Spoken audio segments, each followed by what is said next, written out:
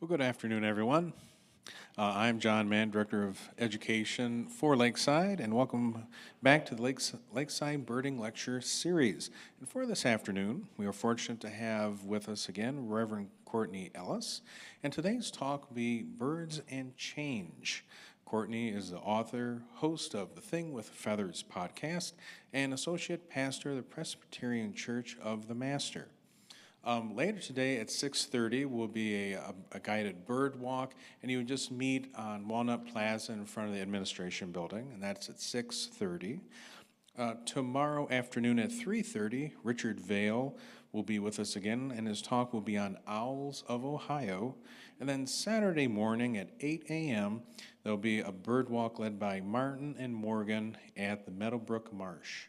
I do ask if you would please mute your cell phone ringers and help me in welcoming back Reverend Courtney Ellis. Thank you, friends. You all need to get in on that Meadowbrook bird walk. It is magic over there. It's so fun over there. And I'm sorry the message didn't get out that we canceled yesterday's bird walk due to the fact that Lake Erie was trying to blow over us. But tonight, rain or shine, hail or hurricane, I will be at Walnut Plaza and we will go and see what there is to see. And my dear friend and college roommate Inga is here with me. She's sitting in the back, and she is even better at spotting and identifying birds than I am. So you got two guides for your bird walk tonight. So feel free to join us and invite a friend. So today is my last day with you. I'm so sad. I hope I get invited back someday. It's been so lovely being with you and being at Lakeside. I'm so glad to know that this place exists. What a delight. And we're going to talk today for the final session about birds and change. And this is a talk that's based on my newest book, Weathering Change, just came out 6 weeks ago, Seeking Peace Amid Life's Tough Transitions. And like many writers, I think I write the books I need to read. I write about the lessons I need to learn, and I have always struggled with change.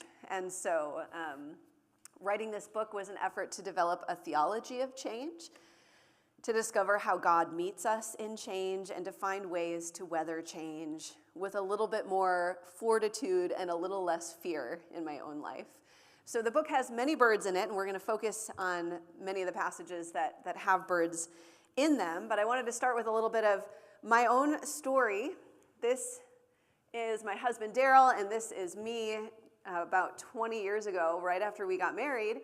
And what we didn't know then was when we fell in love and began putting together IKEA furniture, as you do when you're young and in love, was that we would end up moving 10 times in the next 10 years.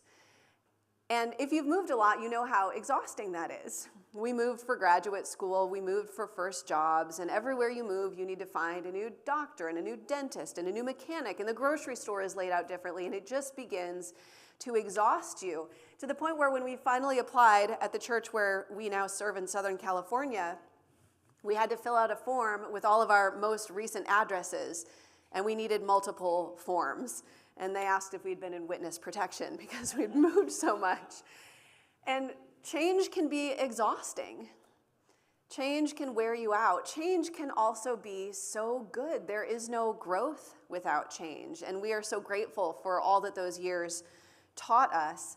But it began me on this journey to try to discover how to weather change well. And now we've been in serving the church. We're serving for 12 years now. It'll be 12 years in June. But we faced many other changes. We have 3 children now that we didn't have 20 years ago. Our church has been through changes. Our world has been through changes. So I wanted to ask as we start off today, what is one change, big or small, that you are facing in your life today? What's one change that you're facing? Aging. It is the change that comes for us all. I'm in my mid-40s now, distinctly in my mid-40s, and when I talk to my friends, we all say the same thing, which is we are fine getting old, we just didn't expect it to start so soon.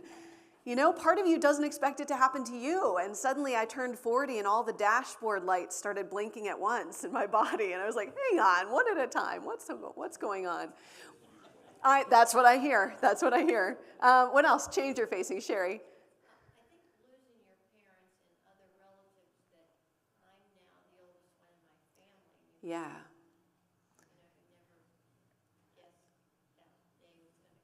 And eventually life makes orphans of us. And what does it mean to be the keeper of memories or the keeper of family gatherings or things like that? What else? I saw a hand over here.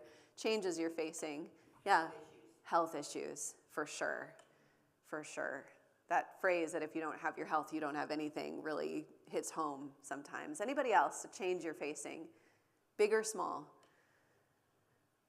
One more. Watching my grandchildren grow and being apart from them. Yeah. Where do they live? New York City. New York City. Yeah, that's so hard. I live in Southern California and my parents live in northern Wisconsin, and we see each other whenever we can, but it's tricky and it's complicated. And it's not the same to do FaceTime, you know? It's that embodied presence is really significant. So think about a change you're facing in your life, whether you shared or not, a big or small change that you're facing. And then the second question, and this is just for you to ponder, you don't have to say this one out loud, but how are you feeling about that particular change? How are you feeling about that particular change? The thing about change is it can put us into panic mode, fight or flight, fawn or freeze. But change is often also an opportunity. There is no growth without change. And when we stop changing, we die. Our bodies are always changing, our brains are changing, our emotions are changing. And so I wanted to read a little bit from the introduction of Weathering Change to talk about these difficulties. The opening introductory chapter is called Tough Transitions, and it opens with a quote from Reverend Barbara Brown Taylor. It is sometimes hard to tell whether you are being killed or saved by the hands that turn your life upside down. Near the southern peaks of the Sierra Mountains lies a cave that traverses miles underground, worn through metamorphosed limestone.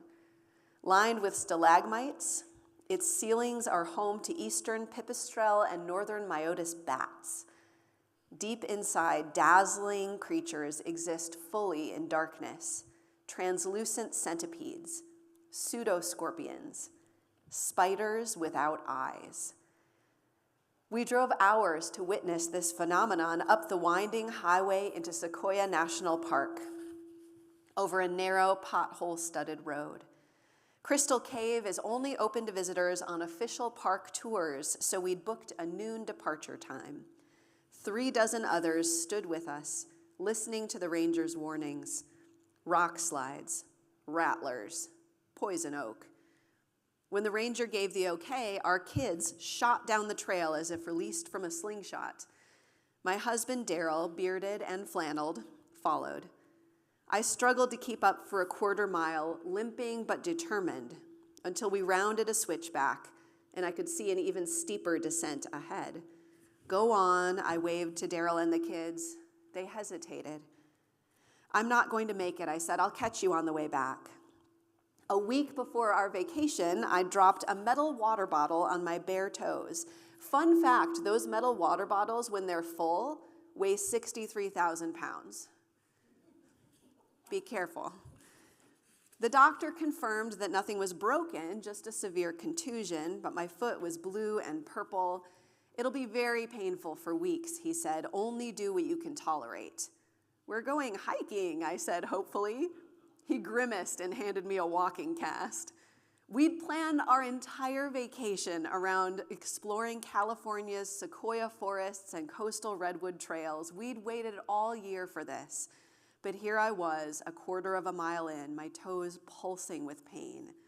I would see none of the wonder we'd sought. Instead, I would wait for the group to return while I parked myself on a rock and elevated my foot next to a very ironic park sign. Weathering, it read. Though this outcropping of marble may seem as durable as Sierra granite, it is slowly wearing away. Same, I said. Change is hard. Whether it's unexpected change, unwanted change, or even positive change, it rocks my world, and I'm a person who vastly prefers a rockless one. I know I'm not alone in this. I'm willing to bet that you can point to particular changes in your own life that haven't felt enjoyable or welcome. an illness or injury, the end of a relationship, a job transition, or even simply aging, as Bill pointed out, that cruel reality that comes for us all. Change is hard, yet it is also constant. As a pastor, I spend a great deal of time walking with people through changes in their lives. They come to speak with me after learning that the cancer has returned. They're struggling because the nest is empty, the teenager is wandering from the faith, or the house needs to be downsized. They want to know what to do because they've sensed that their spouse shouldn't be driving anymore, or their aging mother might need to move in. How might they cope in the face of these transitions? Even joyful changes tend to come with a side of grief. A wedding, a new job, a new baby, each can upend nearly everything for a season, leaving us breathless. People sit in my office and pound the table or pull Kleenex after Kleenex out of a box. I visit them in their homes or hospital rooms where they do the same. Nothing rattles us quite like change. So what are we to do? How might we make sense of all the changes we face, both as individuals and as larger groups, congregations, neighborhoods, communities? Is there a way to find hope in a God who promises never to change, even when all around us is shifting sand? This book is a study in what it might look like to weather change well, to find peace, even amid life's tough transitions. It is an effort to make sense of the ambiguity surrounding change that dwells within our own souls. As Margaret Rankel writes in her book, The Comfort of Crows, I am not ready to move past the past, but I am ready for something different too, something new and urgent and thrumming with the blood and sap of life. I'm learning that it is possible to want two contrary things at once. I want nothing to change. I want everything to change. Therein lies the rub. But it's time for some good news. God does not leave us rudderless in how we might navigate the winds that rise and blow. We have the guide of the Spirit, of course, and the unique, authoritative, essential witness of Scripture. Both are invaluable for our walk through this life. But there is a third mentor given to us as well, one that has much to teach. It is God's good creation, the book of nature, seminal, brutal, beautiful. God infuses the natural world with guidance in how we might weather change well.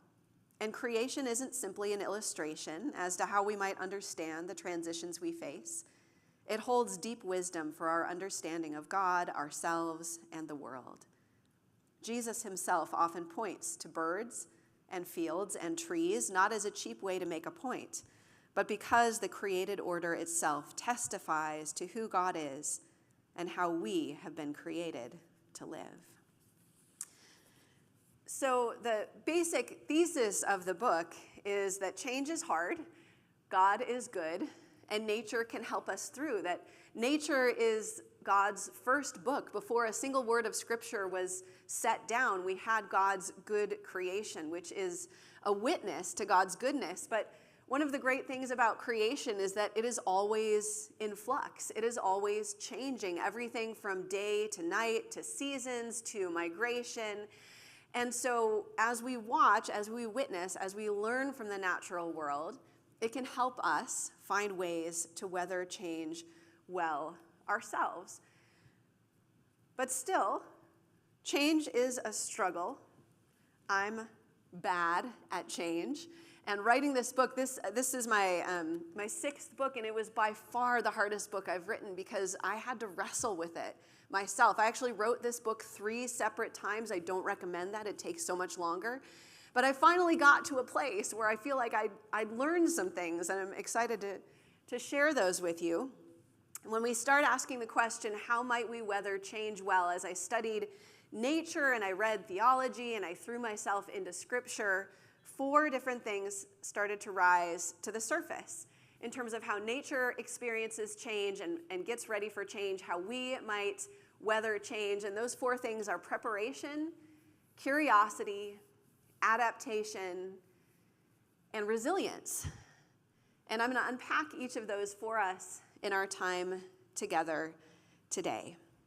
We're going to begin with preparation, and each one has a short definition in the book. Preparation is readying yourself for what is coming or what may come. And birds are such great teachers when we think about preparation. We've got these beautiful warblers migrating through here right now, but they don't just pick up one day in South America or in the Caribbean and say, I'm migrating. They prepare. They prepare by storing up the right amount of body fat. If it's not enough, they'll struggle to make the journey. Some fly across the Gulf of Mexico. You don't want to run out of fuel midway. But you also don't want too much body fat, or you will use too much energy in flight. It takes more energy to get yourself off the ground. So birds are masters of preparation, of preparing for what might come. Part of preparation is simply being still. Anyone know who this guy is? Some sort of a hummingbird. Bill's got it. This is a rufous hummingbird.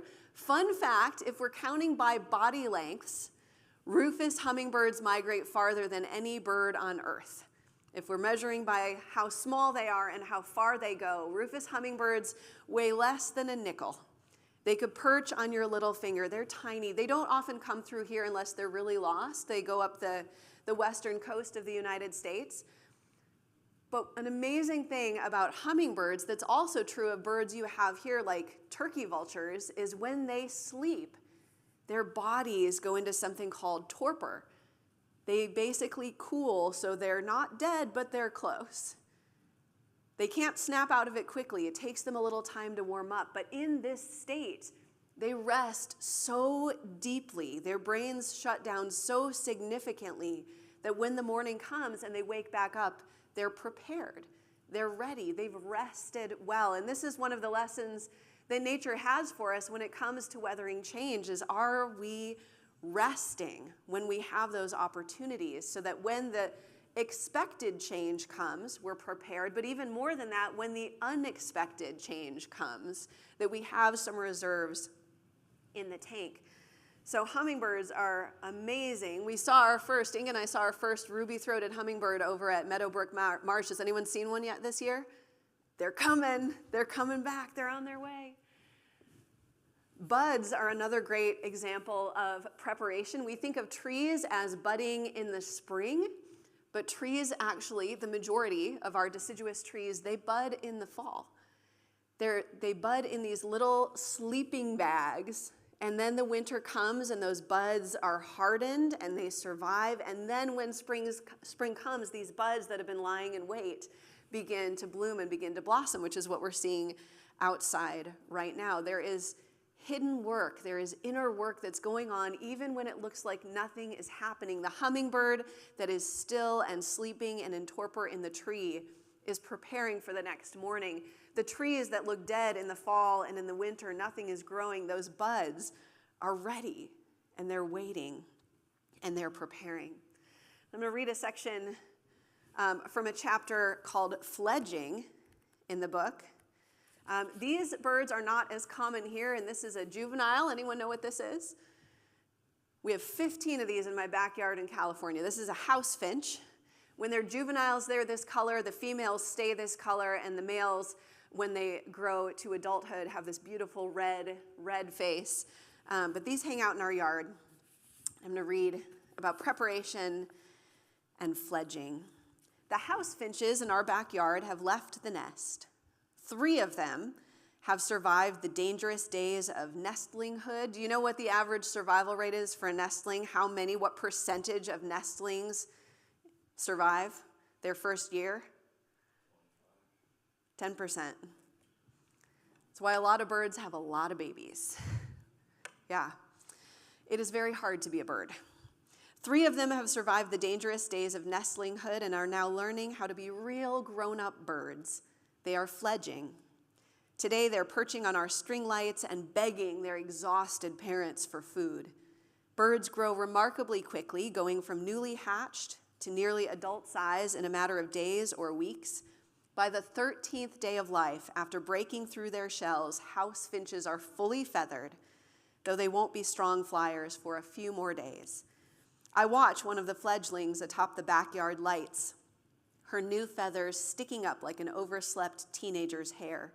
She squawks impatiently as her father hustles to fill her open beak.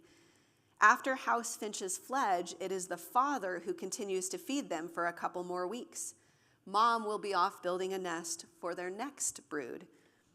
House finches are quite prolific, often raising 3 or more clutches in a single year. The fledgling swallows and yells again. Their father-daughter ballet gives me pause. The youngster is only a few centimeters shy of her father in height, and by my eye, just a fraction of an ounce short of his weight. But she is not yet ready to be fully out on her own, finding food, dodging cats and hawks, doing that undulating roller coaster flight that house finches do. She still wants her sustenance provided to her. Dad bird obliges, bringing her one snack and then another. I can't see what he's feeding her, though I notice he isn't simply pulling seeds from the feeder that hangs only a few feet away. House finches love seeds, but they eat grain, buds, and fruit too. Perhaps he is plying her with bits of plant material that are easier to digest.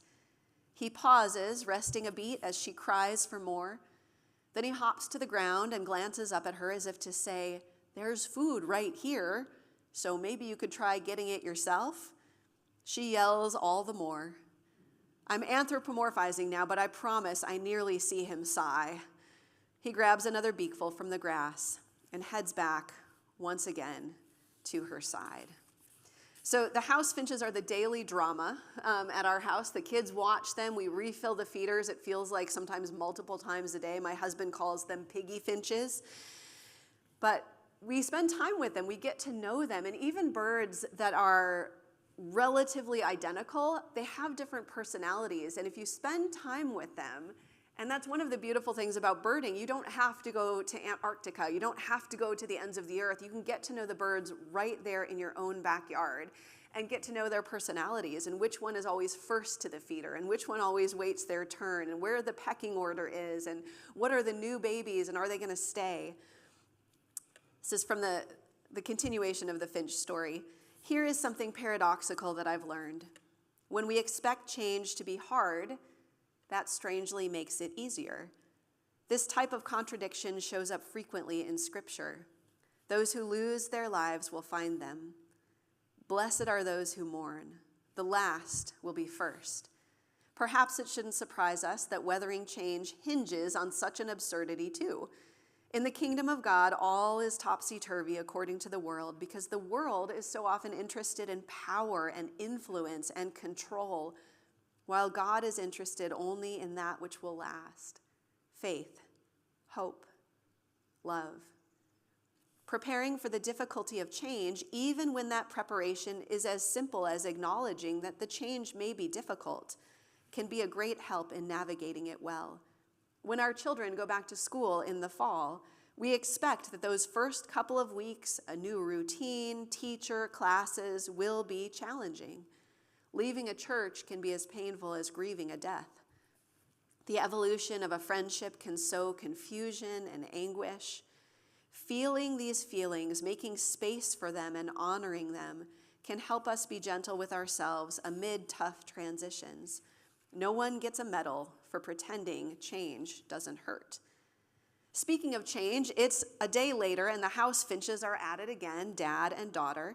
He's trying once more to teach her to find her own food. She is once more yelling at him from atop our backyard string lights in hopes that he will deliver her meal straight to her waiting mouth. They are so strangely alluring, house finches. Everything about them looks rough-hewn, from their thick beaks to their brown feathers to their angular tails. I watch as they come to a stalemate. Dad hops to the ground and pulls a mouthful of food from the lawn, holding the seeded grasses up so his daughter can clearly see them. It would be easier to simply keep feeding her in the short term, but he understands what she doesn't yet, that he won't always be there to provide for her. Mama bird will need her partner to bring food for their next clutch of helpless nestlings. This daughter will soon be on her own. The fledgling bird watches her father. She calls out angrily once, twice. They stare one another down, and I watch her weigh her decision, frozen and unsure. And then she follows him to the ground. So we start with preparation, and then we move to curiosity. Once we've prepared in the ways that we are able, we can approach newness, we can approach change with open-minded interest. And curiosity is this wonderfully gentle quality. If you meet someone and you disagree with them and you're able to ask them curious questions rather than judgmental questions, it opens up space for relationship. Tell me more about that. When we are curious with ourselves, it allows us to be much more gentle with ourselves. When we're facing change and we're feeling afraid, we're feeling frustrated, rather than saying, don't feel that way, don't be that way, we can say, what am I feeling? What is going on inside of me? And make that space. So often, God uses that same gentleness with us. So if we can practice curiosity, it can get us really far. At our children's school, our 3 children go to a Spanish immersion public school, which seemed like a really great idea because my husband and I were like, we're going to learn Spanish along with them. But you cannot compete with the brain of a 5-year-old who's getting Spanish instructions 6 hours a day. And so now we have 3 children fluent in Spanish who talk about us in front of us. We're like, I don't know what you said, but I'm going to discipline you for the tone. No, it's great. We're trying to keep up, but we're on Duolingo, ding, it's slow. But we have this principal at the school that we just loved, this wonderful principal who had been with us since my now 13-year-old was in kindergarten. And he left. He got moved to a new school this last year, and a new principal started this fall. And as soon as I heard he was leaving, I decided I didn't like the new principal. Hadn't met her, didn't know her, didn't like her, because I loved him so much. And my husband was like, maybe, I read your book, maybe you could be curious about this change. And I hate when he quotes me to me. But you know what? The new principal, totally different than the old principal. In every way, he was this massive guy. She is this tiny woman. Like, they're opposites in every way. And you know what? She's wonderful. I just needed to give her a chance. Needed to practice some curiosity. One of the places we see change in the natural world are places called ecotones. You heard this is a fairly new word in ecology, but ecotones are places where 2 habitats meet. So you can think of a river and a forest, or you can think of a beach and an ocean, or you can think of a forest and then there's a highway and then there's a prairie, right? These places where habitats maybe overlap or maybe just abut one another. When you're walking into a forest and suddenly your shoes are squishing and you're like, oh, now it's a swamp. That's an ecotone. So where one space moves to another, ecotones are amazing, and they're always really, really filled with life because they are places of such possibility.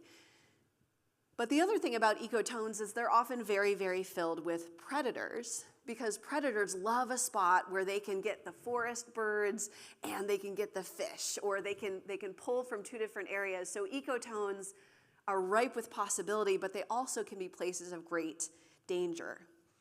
This is from, I'm on the wrong page. This is from the curiosity section on the book on ecotones. Ecotones are rich with their intermixing of diverse plant and animal life, but they can also be particularly dangerous spaces. Predators love an ecotone. Owls, eagles, and hawks wait at the tree line between forest and prairie or desert and highway, knowing that rodents and birds and rabbits commonly traverse between the two. If the ecotone is where the prey's food is, their preferred insects or seeds or fruit or nectar, you can bet it is where the predator will lie in wait as well. We feel this, don't we? Transitional spaces are rarely restful ones. No one wants to permanently reside in an airport or a bus terminal. Expats long to hear hymns in their native language, to order breakfast without the hard work of translation. Our bodies sense that we are in more danger when traveling than safe at home. Transitions take us out of our comfort zones. Change can put us on high alert. But even when we're at home, change can be perilous. Did you know that the highest time for at-home injuries is when people are decorating for the holidays? True story. No one falls off a ladder because they're putting up twinkle lights for ordinary time. Speaking of which, an average of 30 people each Christmas Day end up in an emergency room because of injuries sustained while unwrapping gifts. Easy there, Tiger. Yet it is experiencing these transitions, letting them influence and shape us, not shying away from the tenuousness of the in-between times, that allows us to participate in the fullness of the human experience. As the philosopher John O'Donohue writes in Annam Cara, the human journey is a continuous act of transfiguration.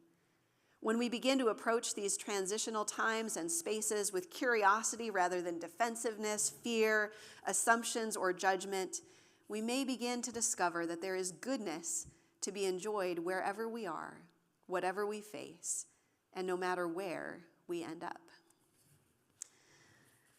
So the other piece that can help us with curiosity is being part of a community, having a mentor who's been through a similar change, or being part of a church community where folks can say, there, I've been there. I was part of, it used to be called MOPS, and now it's called MomCo, which is for mothers of preschoolers, and every table had a mentor mom.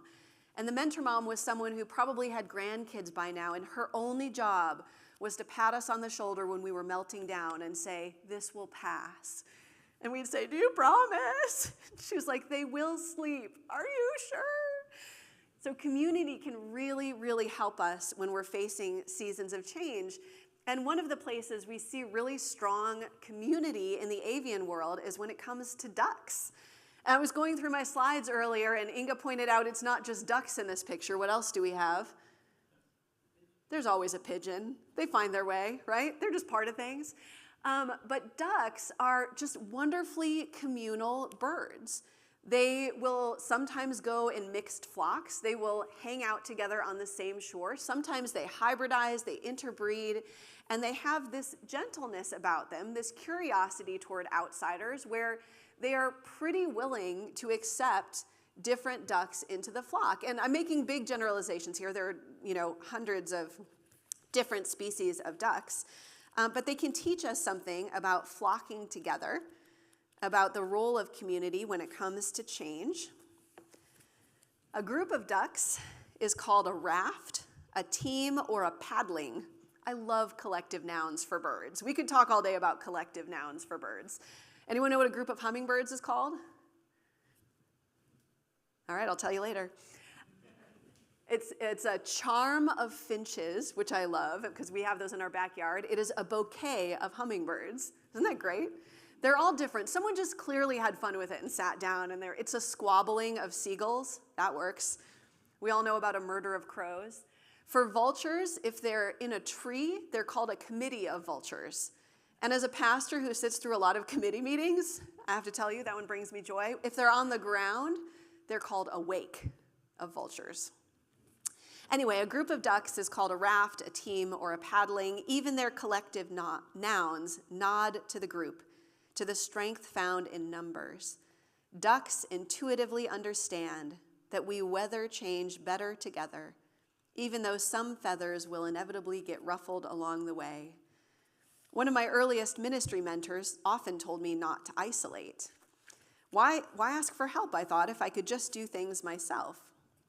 But after a pastoral sabbatical in 2022, when Jesus, friends, and therapists helped pull me back from the brink of burnout, I was determined to return to ministry in a different way.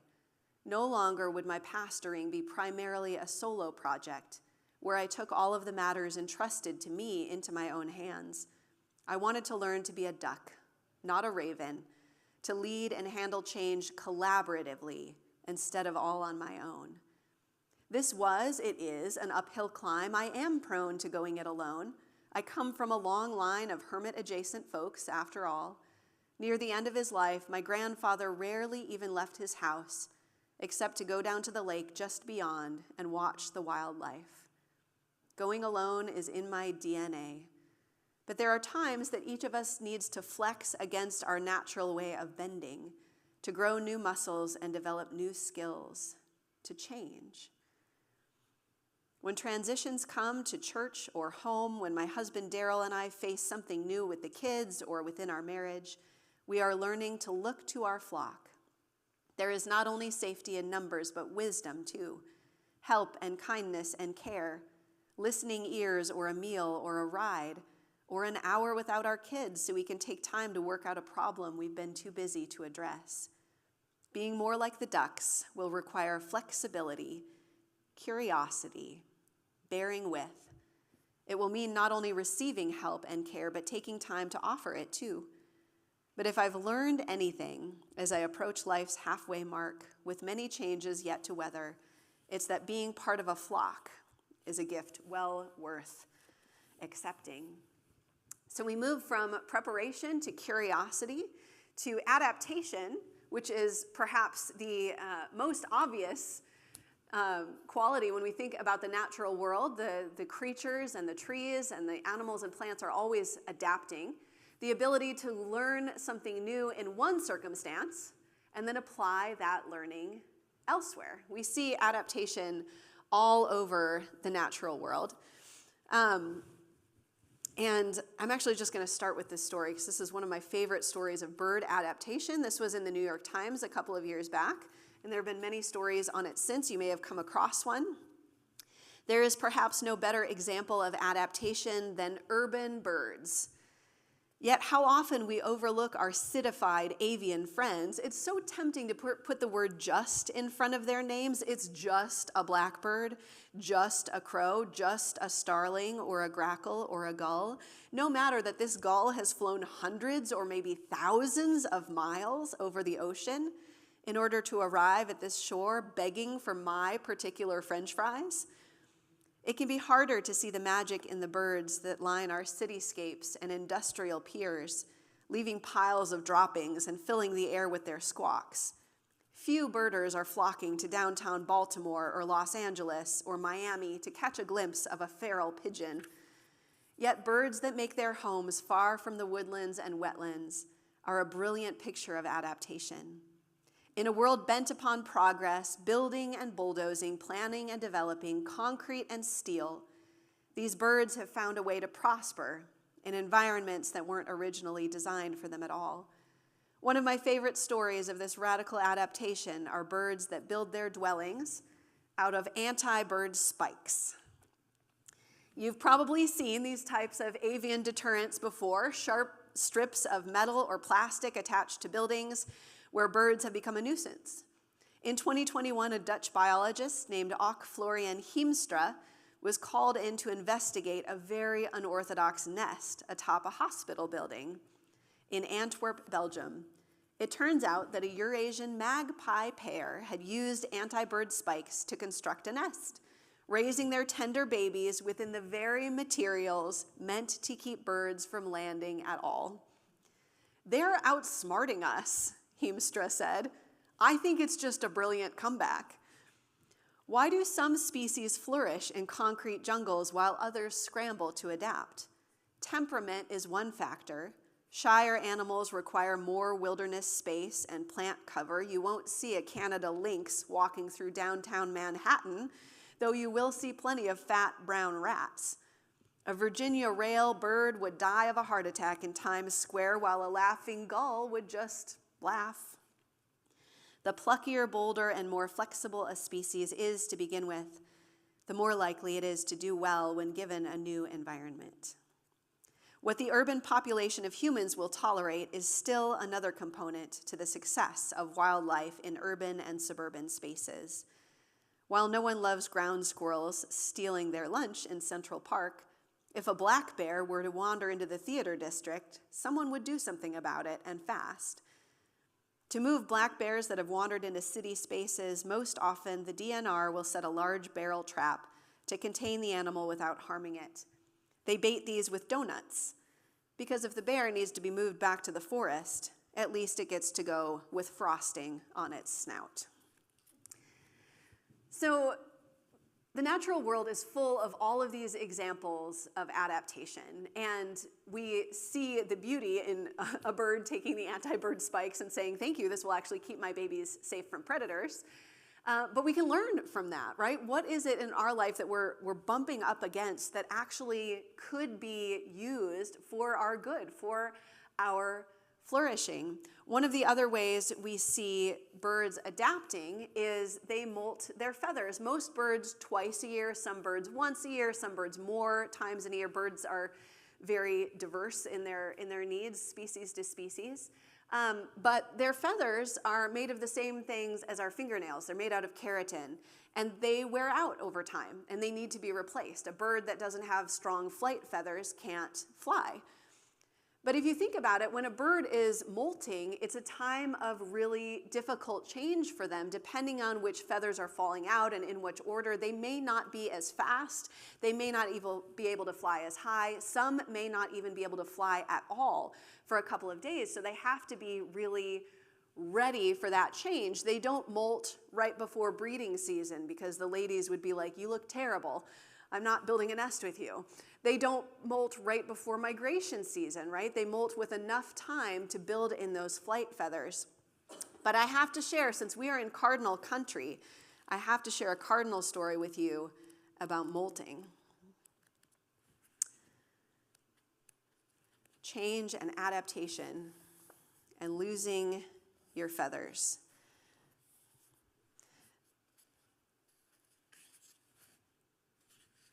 Except I'm on the wrong page. Here we go. Birds have no say in how and when they will lose their feathers. It's just part of how their bodies work. It's the same as a child losing their teeth. They don't say, "Today I'm going to lose my teeth." The teeth just fall out when it's time for the teeth to fall out. And we may learn something from the bird's stoic acceptance of and placid adaptivity to these changes. Non-migratory northern cardinals stay put in winter, building up body fat and puffing up their feathers for insulation against temperatures that can dive into the sub-zero range. They sing a dozen different songs or so, but it is their chirp call that is the most well-known. It sounds metallic and cartoonish, sort of like a Star Wars blaster. Pew, pew, pew, pew, pew. Cardinals are beloved by Midwesterners who adore them for the cheery pop of color they offer during long gray winters. But perhaps no bird is as awkward in its molting stage as the northern cardinal. Naturalists and wildlife veterinarians regularly field calls by concerned citizens who have spotted these birds in early fall, shedding their worn plumage in time to sprout newer, healthier feathers for winter. These backyard birders believe they may have discovered a new species of bird, but one that is probably in need of immediate medical attention. It's no wonder molting northern cardinals do not look much like cardinals. They barely look like songbirds at all. They definitely don't look like healthy ones. When the red feathers of their head and crest fall out to make room for new growth, often shedding nearly all at once, cardinals look like Darth Maul after he lost to Obi-Wan Kenobi. The shiny black skin of a molted cardinal's cap holds an orange beak that now looks much too big for its face. Their eyes glitter and bulge. They look like tiny red vultures. Their beauty will return, pin feathers pushing their way through the neck and cap and back. Molting is messy, but as Ted Floyd notes in his book, How to Know the Birds, if you're a birder, that's a great read, Ted Floyd's How to Know the Birds. Molting is also ordered and logical and eminently sensible. In the meantime, as they wait for their feathers to come back, the cardinals can do nothing but bide their time. Some changes cannot be rushed. So we move from adaptation to our final quality, resilience, the ability to bounce back or carry on after a challenge or a setback. And we do need to be careful with resilience, and I talk about this a bit in the book, because often the people and groups of people that are pushed to be resilient are not given the resources that they need. And if you've been through cancer treatment, you've probably heard, "Oh, you're so resilient," and you've probably wanted to respond, "What choice did I have?" And so we do want to be careful, and we want to be thoughtful when we're talking about resilience. And I talk in the book, I quote some Hurricane Katrina survivors who said, if I hear "you're so resilient" one more time, I'm going to throw up.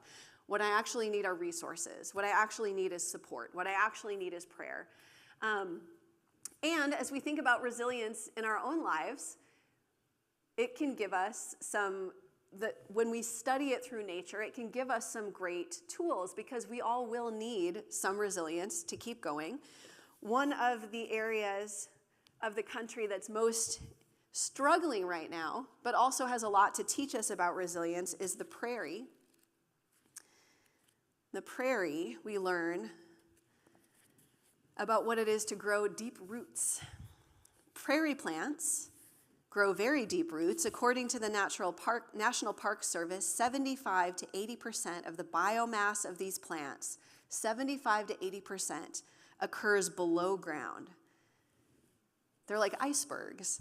The majority of prairie flora have roots that go down at least 5 feet into the soil, with some, the compass plant and the cylindric blazing star, to name just 2, descending up to 15. In his Sand County Almanac, Aldo Leopold wrote of the compass plant, also called the silphium. Wanting a sample of its sunflower blooms for his own farmland, he became determined to transplant one from a nearby prairie. It was like digging an oak sapling, he wrote. After half an hour of hot, grimy labor, the root was still enlarging like a great vertical sweet potato. As far as I know, that silphium root went clear through to the bedrock. He gave up his experiment and learned to enjoy the compass plant in its native habitat. Prairie plants will face rain, snow, wind, and grazers that feed and trample, and even the occasional fire, but their roots sustain and hold them. Hardy sorts, many of them can survive anything short of a lengthy flood, ravaging tornado, or bulldozing human. Their root systems filter storm water, hold fast in high winds, and resist drought. They uphold them for decades, centuries, even millennia. For prairie plants, roots are the key to resilience. And it circles back around then to preparation, right? It's very difficult to build the plane while you're flying it. So in seasons of peace, how are we growing deep roots? How are we shoring up the plane so that it will carry us when we need to fly again? It's one of the reasons, one of the things we focus a lot on at our church is memorizing scripture, having our kids, having our youth, but also having our adults, so that that is with you when you're in the hospital room. It's with you when you get the call in the middle of the night. And I know we all have phones in our pockets. We can look up anything at any time, but still there's distance here. It's different when things have become part of you. Things have become a piece of you. One more section on resilience. This is from a chapter near the end of the book on decomposition and how that shows us resilience. I tell the story earlier in the chapter of my husband Daryl coming down with shingles. Anyone had the joy of shingles? No fun. It is no fun. I have never seen him in that much pain. It was like the same sort of breathing I did in labor, except for a week and a half. It was terrible. But what we noticed when he recovered from shingles was that the virus had changed him. He was not the same on the other side of it. Change transforms us. The illness we suffer can help us develop compassion. The new title broadens our shoulders with its increase in responsibilities. The seasons remind us to go up to the attic and bring down the winter coats, and then 4 or 5 months later to pack them back into storage again. Even small changes leave their mark, but major painful change can leave us gasping and grasping, feeling like we ourselves are the newly felled oak on the ground, about to be broken down into our component parts. Yet, as Lori Ferguson Wilbert notes in her beautiful book, The Understory, we do not grow by staying exactly the same. Daryl's bout with the shingles virus turned him perpetually cold. Though he was fine during the day, suddenly he was shivering at night, even months and years after the disease had run its course. We bought him a heated blanket and a wool one to layer on top of that, a winter hat, layered long johns. Perimenopausal me just slept with a top sheet and a fan and constantly awoke sweating. No matter how many layers he wore, he woke up night after night gripped by a persistent icy chill, walking haggard through the long days that followed.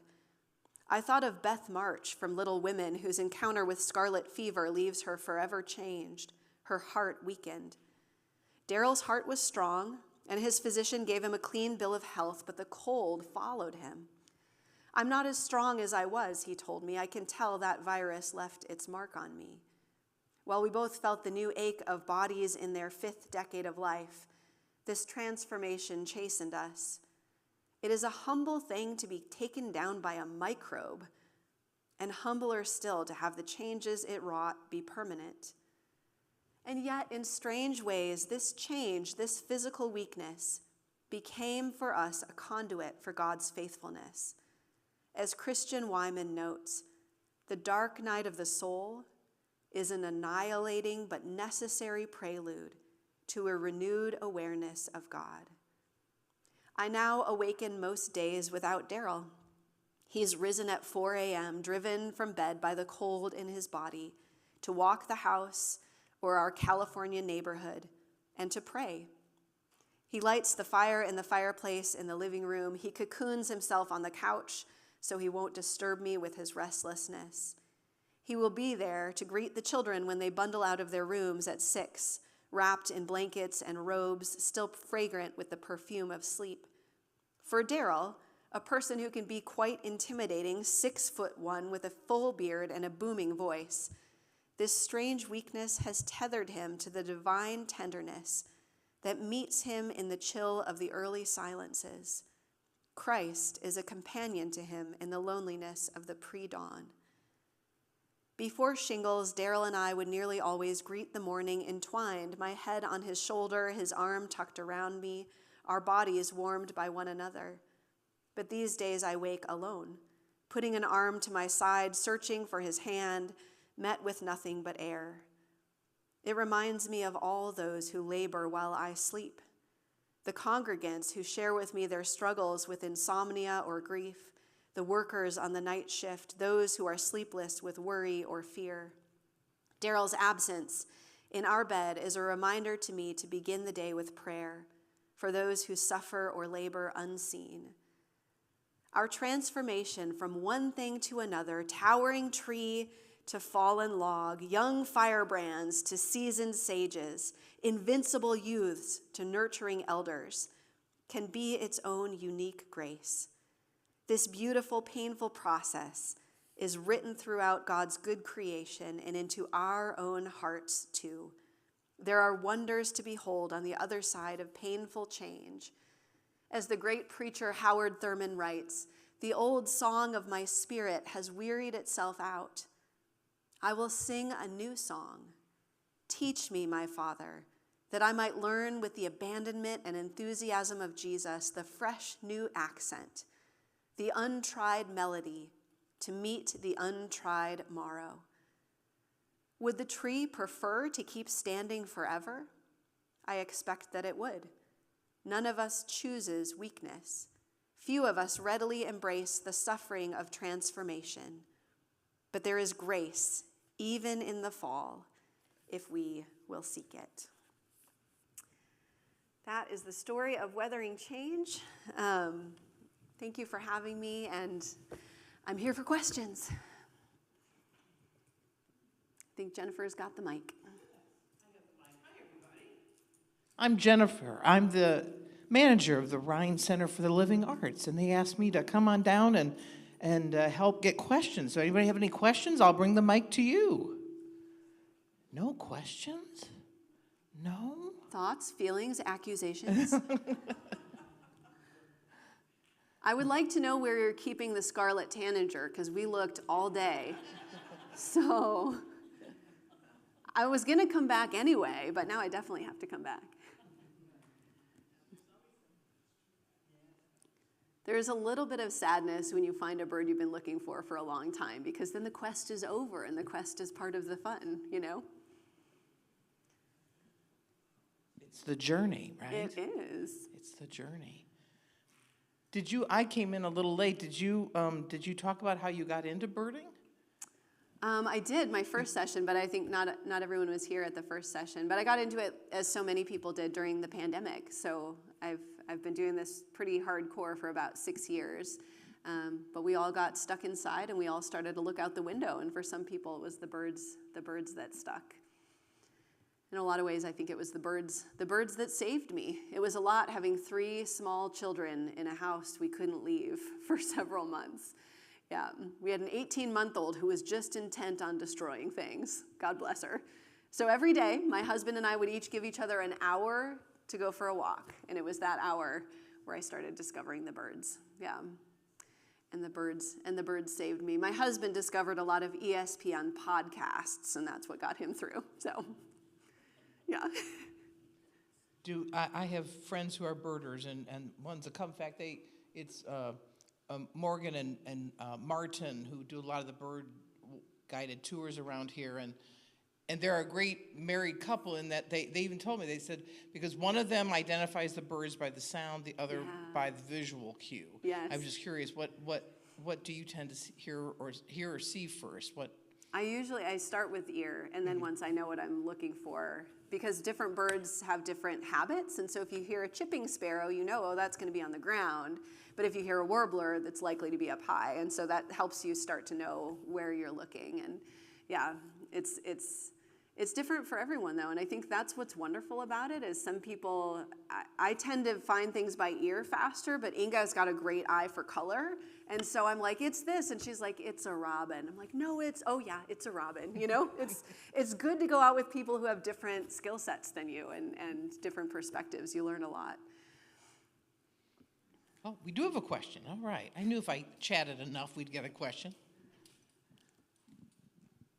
Actually, I am a robin, but I was in Florida several years and go there often, and I would always hear one bird, then I'd hear another, and then I'd hear another, and I would just sit there and listen, and it was like 10 birds just singing away, and I just loved it, and then I realized that it was just one bird, and I didn't know.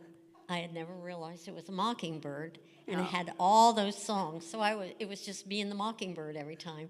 And I decided it was my all-time favorite bird because it just had every song for everybody. I decided that was going to be it, that mockingbird. So I never hear them around here. If I do, I don't pick them out among all the songs. But I love that bird now. You do have them, but I think the red-winged blackbirds drown out a lot of other things. And I think the mockingbirds often are doing red-winged blackbird. So if you hear it, yeah, but they are around. They're just not as, they're more obvious in California too. They blend in a little bit more here, which is interesting. Birds' behaviors can vary by region as well. Any other questions? Observations? No? I have a question for you, which is what time's the bird walk tonight? 6:30, Walnut Plaza. I'll see you there. Well, thank you very much. Thank you for having me. I do a little, I have the Thing with Feathers podcast, which comes out every other week, and I also have a little newsletter that goes out. So if you're interested in that, I've totally forgot my email sign-up sheets, but if you leave me your email, I'm happy to put you on that list, so then you get the podcast and the newsletter. No pressure, but I'm here, and you can write it down if you want. Thank you for having me.